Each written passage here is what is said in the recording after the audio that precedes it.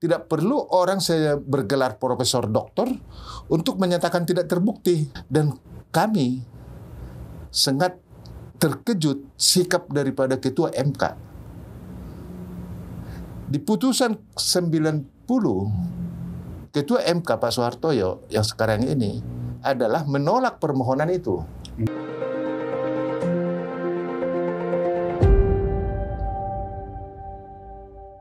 Selamat datang di podcast Petisi Brawijaya. Hari ini kita akan membahas tentang menyikapi keputusan MK dari Petisi Brawijaya. Hadir pada saat ini adalah ketua atau penggerak dari Petisi Brawijaya, yaitu Pak Haposan Situmorang. Selamat datang Pak Haposan. Ya, selamat datang. Ya. Ternyata apa istilahnya, hal yang kita tunggu sama-sama seluruh Indonesia, yaitu keputusan dari MK. ya. Tanggal 22 kemarin sudah diputuskan. Dan di situ ada 5 hakim yang menolak semua gugatan 01 dan 03 dan 3 hakim yang memberikan dissenting opinion. Nah, sekarang kalau dari pandangan Pak Haposan gimana kemarin itu dari sisi hukum ya, praktisi hukum pasti melihat ya. Kita nggak bicara politiknya dulu gitu. Ya. Pertama mungkin yang mau saya sampaikan ya. Saya harus katakan sebagai penggerak demokrasi ya untuk bangsa ini, kami dari Petisi Brawijaya sangat berduka dengan putusan MK. Yang tadinya kita berharap Ketua Majelis Hakim atau Pak Soehartoyo bisa mempergunakan hati nuraninya untuk tegaknya demokrasi, tegaknya hukum, dan bisa mengembalikan marwah daripada MK ini sendiri. Ternyata sebaliknya, ada 5 hakim yang menolak permohonan 01 dan 03. Dan ada 3 majelis hakim yang menerima permohonan daripada 01 ataupun 03 dengan memberikan dissenting opinion. Yang notabene pendapat mereka yang ini adalah satu. Artinya, sebagaimana dengan fakta, mereka menguraikan atau terjadi di media sosial atau kita lihat di masyarakat bahwa Presiden telah melakukan cawe-cawe. Yang kedua, bahwa kuatan kecurangan pemilu itu sebagaimana pendapat mereka itu kuat, dugaan kuatan kecurangan pemilu. Dan yang ketiga, penyaluran bansos. Majelis MK yang menyatakan bahwa tidak ada kecurangan pemilu atau tidak ada kaitannya antara penyaluran bansos dengan perolehan suara 02, menurut hemat saya sangat naif. Artinya begini, bahwa betul ada kewenangan daripada Presiden untuk menyalurkan bansos. Baik itu anggaran operasional Presiden ataupun bukan anggarannya atau yang diperuntukkan untuk itu oleh APBN. Tapi kan pertanyaannya kan sekarang, apakah pantas disalurkan bansos itu pada saat hendak dilakukan pemilihan presiden? Artinya, semua orang akan berpendapat lain bahwa penyaluran itu erat kaitannya untuk meningkatkan perolehan suara 02, yang notabene Gibran adalah anaknya. Tentu dia, sejelek apapun perilaku Gibran terhadap Bapak Jokowi, Pak Jokowi harus bantu anaknya. Ini mungkin salah satu bentuk daripada yaitu tadi penyaluran bansos itu. Yang kita pertanyakan adalah apakah tepat penyaluran bansos itu pada saat berbarengan hendak dilakukannya pemilihan presiden?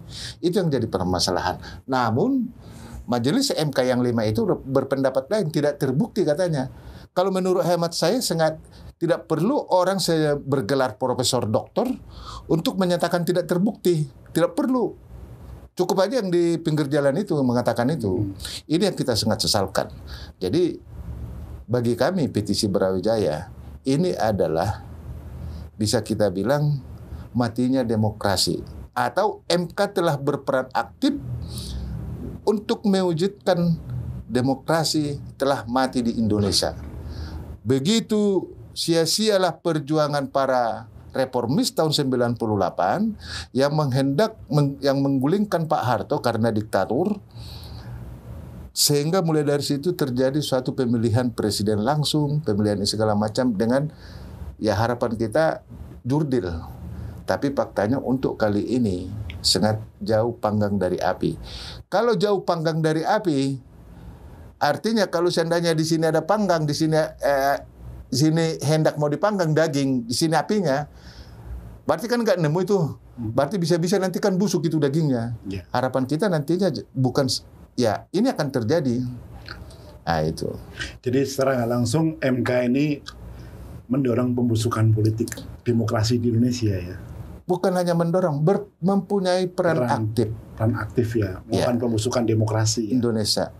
Itu dimulai dengan putusan MK tahun 90, nomor 90 tahun 2003. Dikuatkan lagi dengan putusan MK terakhir ini nomor 01 dan nomor 01 dan nomor 02 yang diajukan pemohonnya oleh paslon 01 dan paslon 03.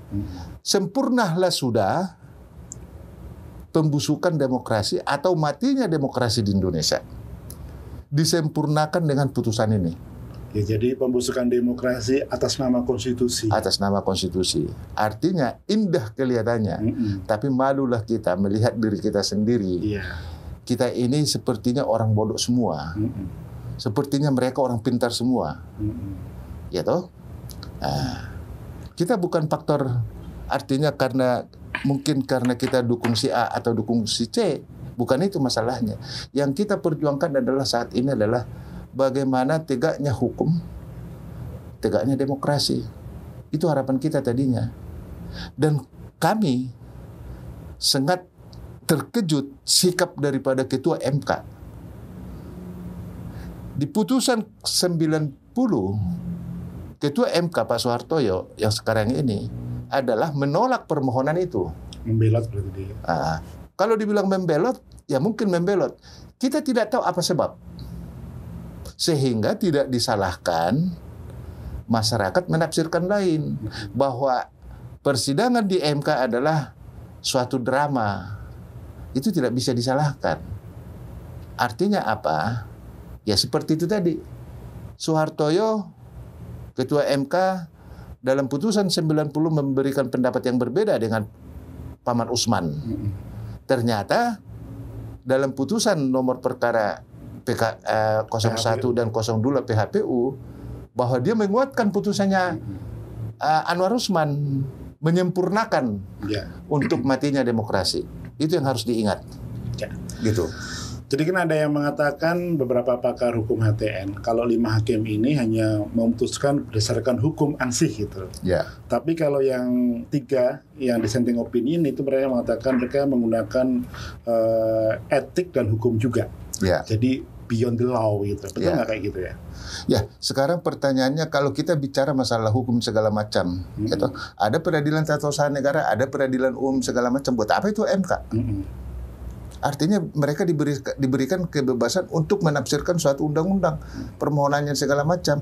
Jangan kalau seandainya ditafsirkan bahwa PHP itu adalah hanya masalah hasil, masalah hukumnya hasil. Ya ngapain? Kenapa nggak dikabulkan eksepsi daripada KPU ataupun dari pihak termohon? Kenapa ini dikabulkan? Artinya mereka mengatakan bahwa MK tidak berkewenangan untuk mengadilin ini. Tapi kalau di ujungnya dalam pokok perkara mereka bicara masalah seperti itu, ini kan tidak fair. Artinya mereka bisa ya seperti bunglon lah. Jadi tergantung bagaimana kehendak dia, bukan bagaimana kehendak yang benar. Itu pendapat kita. Ya, padahal kan hakim MK ini kan seharusnya seorang negarawan yang berpikir di atas kepentingan semua kelompok gitu ya. Dan mereka juga diberikan peran sebagai the guardian of constitution gitu, penjaga konstitusi kan harusnya. Bisa diartikan dalam hal ini MK itu gagal ya menjaga konstitusi kita secara utuh dan secara lengkap.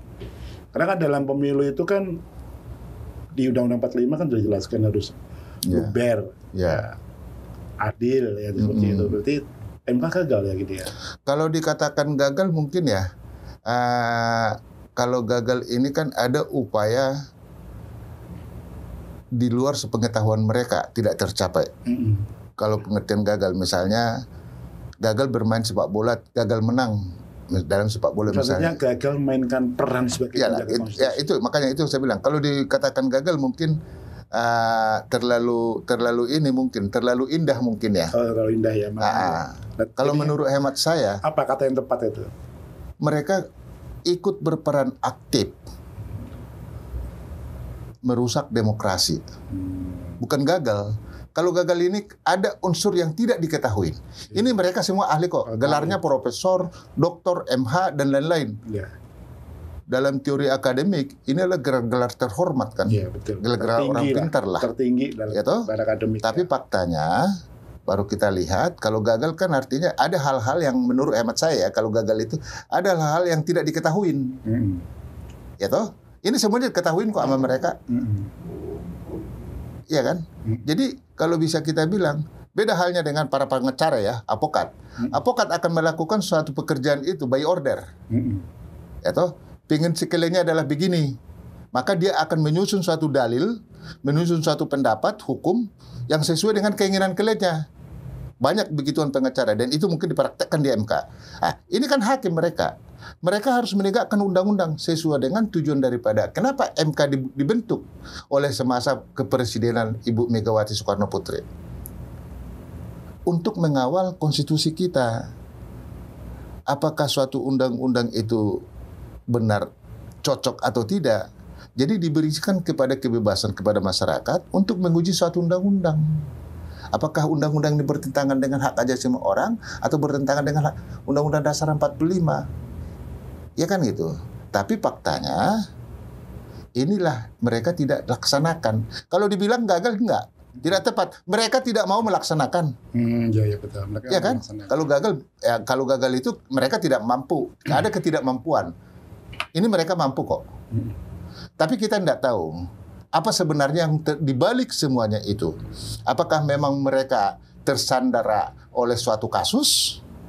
Seperti ada dulu kasus di MK. Seorang majelis hakim di MK. Ketua majelis hakim. Menyeludupkan kata-kata, merubah suatu kalimat di dalam suatu putusan. Itu sebenarnya kan ada pidananya. Tapi itu masih dipertahankan sampai sekarang. Artinya apa?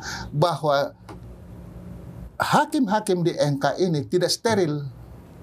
Tidak steril baik etika, moral, ataupun integritasnya.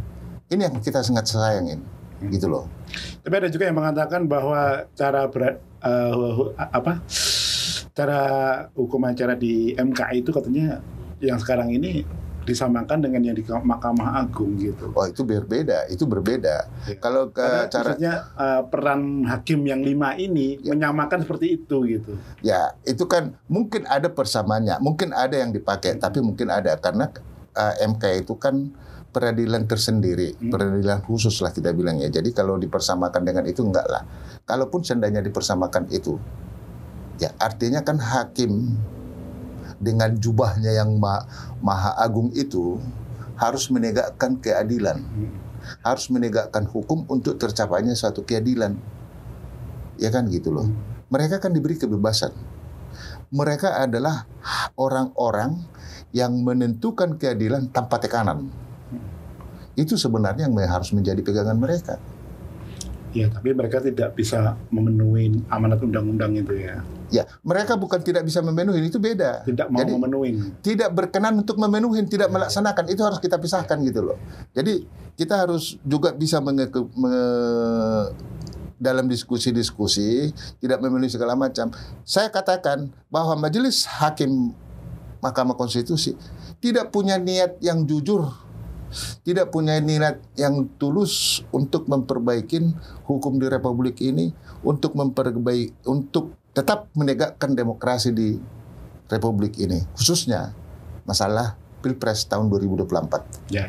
Karena ini telah diawalin dari putusan MK nomor 90 tahun 2023. Ya, ini kalau kita bicara ke impact-nya pada kehidupan demokrasi, terutama ke pilkada, mungkin next pemilu lagi gitu ya. Kan dia mengatakan, udah sekarang kita ikutin polanya aja kayak sekarang. Curang securang-curangnya, toh nanti juga pasti dimenangkan juga di Mahkamah Konstitusi. Jadi akhirnya orang berpikir negatif gitu. Ya. Sekarang ini bisa kita bilang ya, kita harus baik itu telah kita sadarin ataupun belum kita sadarin, bahwa sekarang ini di Republik ini telah terjadi suatu pembodohan yang sangat dalam. Ya. Membuat orang terpecah-pecah, membuat orang sikap apatis. Saya tidak bisa membayangkan. Saya dulu mendengarkan dulu waktu zamannya Pak Harto, lanjut ke Habibie, bahwa Indonesia adalah tinggal landas tahun 2045 katanya. Yang sekarang ini didengung-dengungkan Indonesia tahun 2045 adalah Indonesia emas katanya. Saya enggak bisa ngebayangkan Indonesia emas yang gimana. Emas imitasi kali ya. Ya kan? Saya tidak bisa membayangkan kalau udah begini. Ya, ini kita mundur. Mundur jauh ini, Mas. Ini mundur jauh ke belakang. Kita tidak tahu siapa nanti yang bertanggung jawab di sini. Dan biarlah alam yang menghukum mereka yang mengambil andil dalam perusakan demokrasi ini. Biar alam yang menghukum mereka. Ya toh? Ya. Tapi ingat, apa yang dikatakan oleh para guru besar dari UGM akan terjadi peradilan rakyat. Saya yang notabene sebagai penggerak demokrasi yang tergabung di dalam petisi Brawijaya yang dahulu adalah sebagai Projo Ganjar, kita udah berjalan di hampir 2/3 Republik Indonesia. Kita sangat mengetahui denyut jantung daripada masyarakat. Ya toh? Denyut jantung penolakan itu. Saya tidak tahu kapan ini akan meledak. Ini bom waktu. Tinggal tunggu meledak aja kok. Ya toh? Nah, tinggal tunggu meledak. Jadi jangan kita bersantai-santai, berleha-leha bahwa jangan dianggap ini kemenangan daripada 03 atau kemenangan dari KPU yang menetapkan 02 sebagai pemenang. Jangan dianggap itu suatu kehebatan. Tapi ini harus diwaspadai suatu bom waktu yang akan sewaktu-waktu akan meledak. Ya. Itu yang harus di ini. Ya, tapi sekarang juga ada narasi untuk kayaknya mengeliminir ya. Melakukan simplifikasi terhadap kecurangan ini. Misalnya gini, udahlah yang penting kita lupakan kemarin, kita bersatu aja untuk ke depan. Indonesia emas gitu. Ya. Setuju nggak, Pak? Ya, itu enggak setuju. Ini yang menjadi masalah. Kita harus tadi ya. Itu kita harus sadarin ya. Kita sudah 77 berapa tahun lah ini merdeka 79. nih. 79 tahun lah kita merdeka. Bangsa ini menurut hemat saya bukan bergerak ke depan, tapi bergerak ke belakang. Coba kita bayangin ya. Sekitar tahun 70-an ke sana, Malaysia masih kita ngajarin mereka, termasuk dari Singapura. Sekarang kita yang belajar ke sana. Mereka menganggap kita ini sangat terendah. Ya toh? Sangat terendah. Satu hal yang kita harus ingat, banyak para pemimpin, pejabat, ataupun politisi tidak peduli dengan keadaan bangsa ini. Tidak peduli dengan keadaan masyarakat bawah. Masyarakat miskin ini dipelihara untuk kepentingan mereka. Bukan berusaha bagaimana mengangkat derajat mereka ini. Salah satu misalnya program daripada 02 pada waktu itu memberikan makan gratis. Saya tidak bisa ngebayangkan memberikan makanan gratis, sorry to say. Saya tidak bisa ngebayangin ini masyarakat miskin ini dianggap sebagai apa ini sekarang ini gitu loh. Hanya dikasih makan gratis, sudah cukup. Bukan untuk dirubah mindset cara berpikirnya supaya lebih maju. Iya kan? Ini yang sangat kita sesalkan gitu loh, Pak. Gitu. Iya. Terus untuk next nih ya, apa yang akan dilakukan oleh petisi Brawijaya ini untuk memperjuangkan demokrasi di Indonesia ini?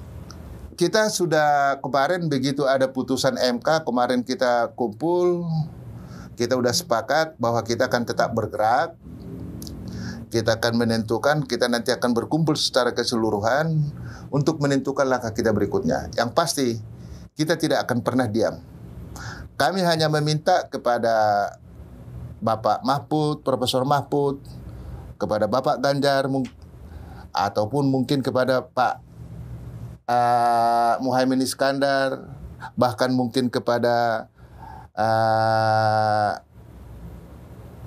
calon Presiden 01 Pak Anies Baswedan untuk ikut serta dalam memimpin pergerakan ini dalam penegakan demokrasi.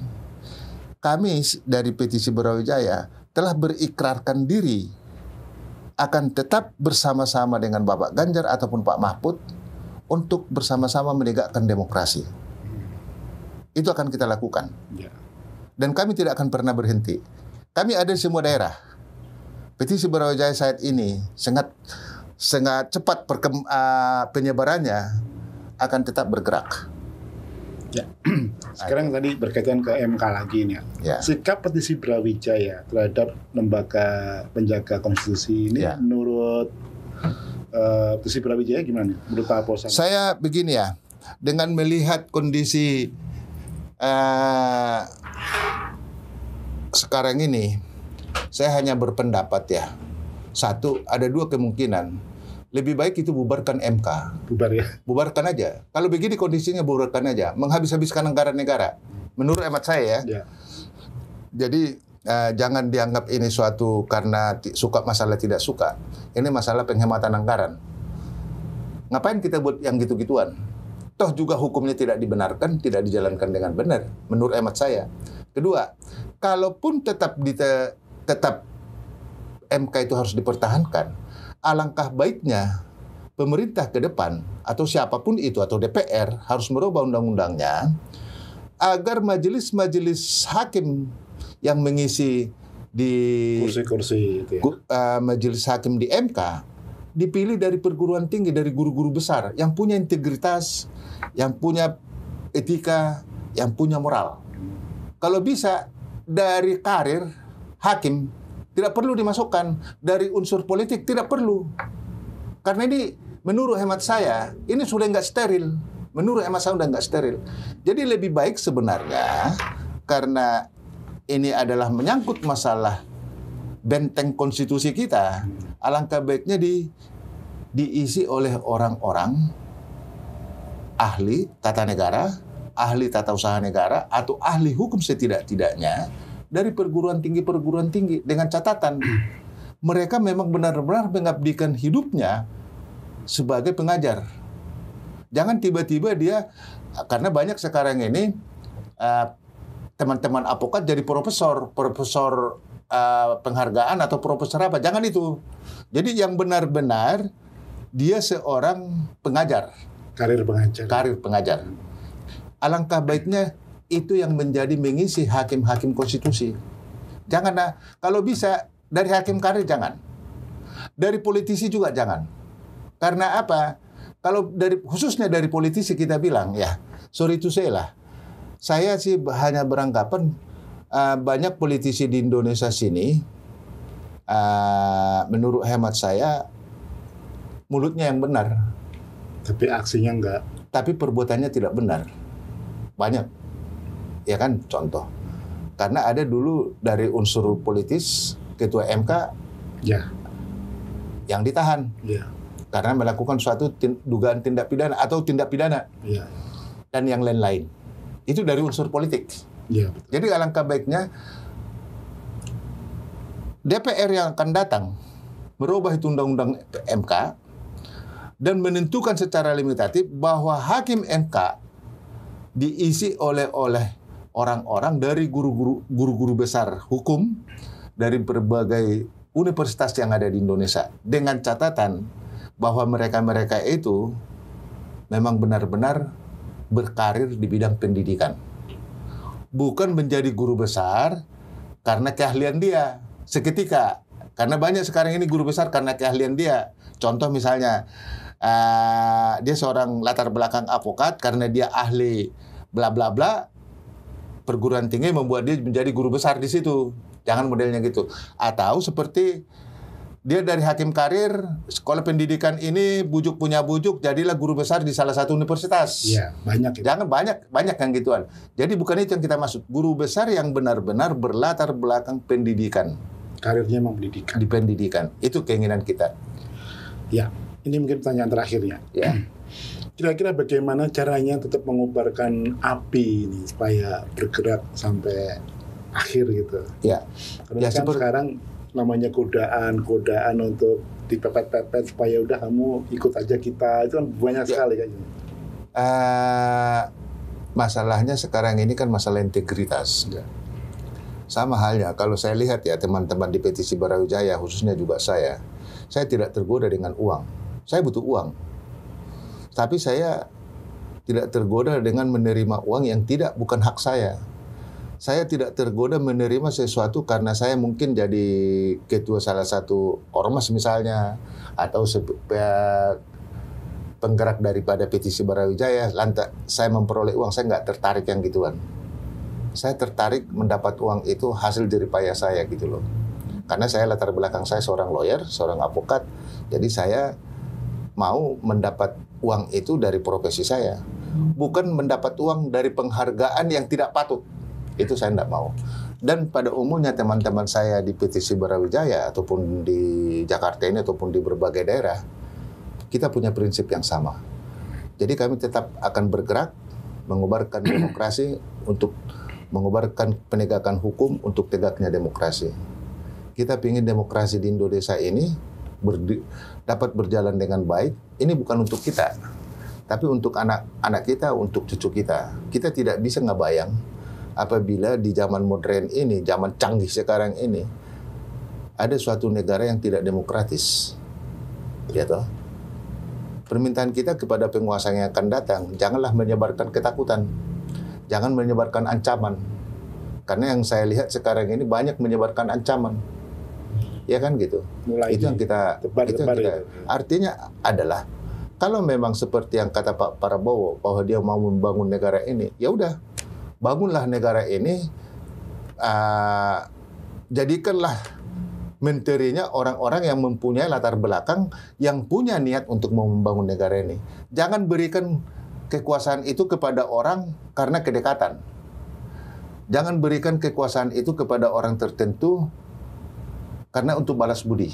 Tapi pilihlah orang-orang yang punya kompetensi untuk menjadi pemimpin dalam satu instansi pemerintah. Demikian juga, apalagi sekarang ini banyak relawan-relawan menjadi relawan itu hanya untuk memperoleh jabatan. Nanti kalau dia nggak dapat jabatan, akan saya bubarkan itu, karena itu terjadi. Banyak itu. Banyak, ada. Sekarang jadi menteri. Dulu nggak dapat, dia belum ditunjuk oleh Bapak Jokowi jadi Wamen, dia merengek-rengek. Ngambek. Kita mau bubarkan ini, mau bubarkan itu. Begitu dikasih, wah, senang dia, lupa dia sama yang lain. Karena banyak yang gituan. Itu yang mau kita harapkan gitu loh. Kita hanya meminta kepada Pak Prabowo, next, pilihlah menteri-menteri yang sesuai dengan kompetensinya. Jangan berikan menteri kepada seseorang menteri karena kedekatan, karena balas budi, karena suatu janji. Kalau memang Pak Prabowo mau menjadi negarawan sejati, itu buktikan 100 hari ke depan. Ya toh, tegakkan hukum yang sesungguhnya. Kalau ada kasus korupsi gara-gara Pilpres ini ditunda atau Pileg ditunda, misalnya kalau tidak salah ketua partai pernah dipanggil oleh kejaksaan, udah lanjut aja prosesnya supaya hukum itu dapat ditegakkan gitu. Itu sih harapan kita. Seperti pertanyaannya tadi, bagaimana cara mengobarkannya? Kita akan kobarkan kepada seluruh masyarakat yang dapat kita jangkau, dan kita akan ikut edukasi mereka tentang penegakan hukum dan demokrasi. Kita harus hidup merdeka. Kita harus hidup punya aturan, punya sikap juga. Punya sikap, dan hukum harus ditegakkan. Itu yang mau kita sampaikan. Ya, ini terakhir juga nih. Kemarin kan Mas Ganjar ditemuin oleh wartawan Kompas kalau nggak salah, kan dia ditanya, apakah nanti akan bergabung dengan koalisi Pak Prabowo? Beliau enggak. Ya, biarlah mereka menepati janjinya kepada rakyat, ya, menghormati kemenangan mereka. Ya. Setuju nggak begitu? Ya, itu sikap dari Pak Ganjar patut kita acungi jempol. Dan kita harus tiru. Iya.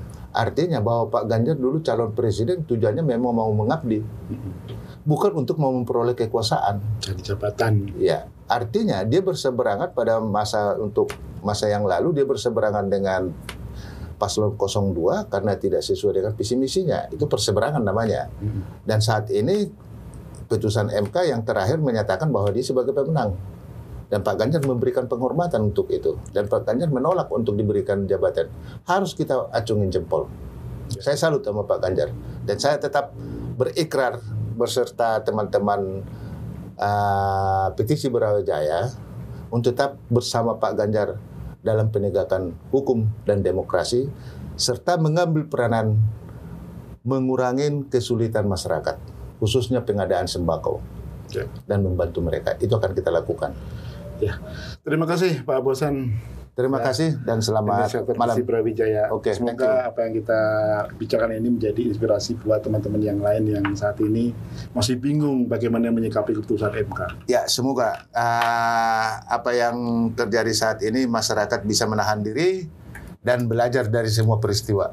Ya. Oke, terima kasih. Ya, tadi perbincangan dengan inisiator petisi Brawijaya, Bapak Haposan Situmorang. Banyak hal yang dapat kita ambil dari sini, bahwa kita dalam berkompetisi itu harus siap kalah dan siap menang, dan harus punya sikap. Apalagi sekarang ini kaitannya dengan penegakan demokrasi di Indonesia. Jadi buat teman-teman yang lain yang saat ini masih bingung, galau bagaimana menyikapi itu, kalau kita punya komitmen untuk menekan demokrasi, kita harus tetap maju, tetap semangat sampai apa yang kita citakan tercapai. Dan merdeka!